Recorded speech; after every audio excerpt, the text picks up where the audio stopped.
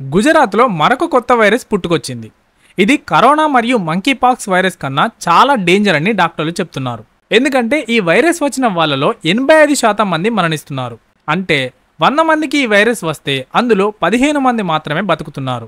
ఇప్పటి వరకు గుజరాత్లో 61 మంది ఈ చండిపుర వైరస్ బారిన పడితే వారిలో 28 మంది చిన్నారులు ప్రాణాలను కోల్పోయారు. మన ఇండియాలో 1965లో మహారాష్ట్రలోని చండిపుర గ్రామంలో మొదటిసారి ఈ వైరస్ ని గుర్తించారు. కాబట్టి దీనికి చండిపుర వైరస్ అని పేరు పెట్టారు.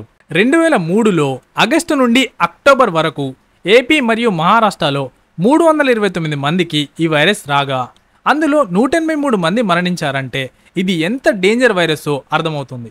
షాండ్ ఫ్లై అనే ఈగ మరియు దోమల ద్వారా ఈ వైరస్ వ్యాపిస్తోంది. ఇది ఎక్కువగా 14 ఏళ్ల పిల్లలకే సోకుతోంది.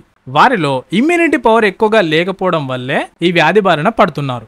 ఇది అంటువ్యాధి కాదు, దీనికి వ్యాక్సిన్ కూడా లేదు. కానీ వ్యాధి లక్షణాలను బట్టి దీనికి ట్రీట్మెంట్ చేస్తారు. ఈ వ్యాధి వచ్చిన వారికి జ్వరం, వాంతులు, విరేచనాలు, స్పృహ కోల్పోవడం లాంటి లక్షణాలు కనిపిస్తాయి.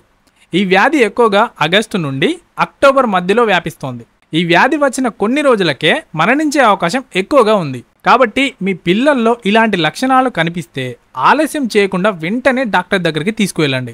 ఈ వ్యాధిని కలిగించే ఈగలు మరియు దోమలు నిల్వ ఉన్న నీటిలో వాటి సంతానాన్ని పెంచుకుంటూ పోతాయి. కాబట్టి మీరున్న ప్లేస్లో నీటిని స్టోర్ చేయకుండా చూసుకోండి. నార్మల్గా చాలా మంది మస్కిటో కాయిల్స్ని ఉపయోగిస్తూ ఉంటారు. వాటిని వాడటం వల్ల ఫ్యూచర్లో క్యాన్సర్ వచ్చే ఛాన్స్ ఉంది. కాబట్టి దానికి బదులు దోమతెరలను ఉపయోగించండి.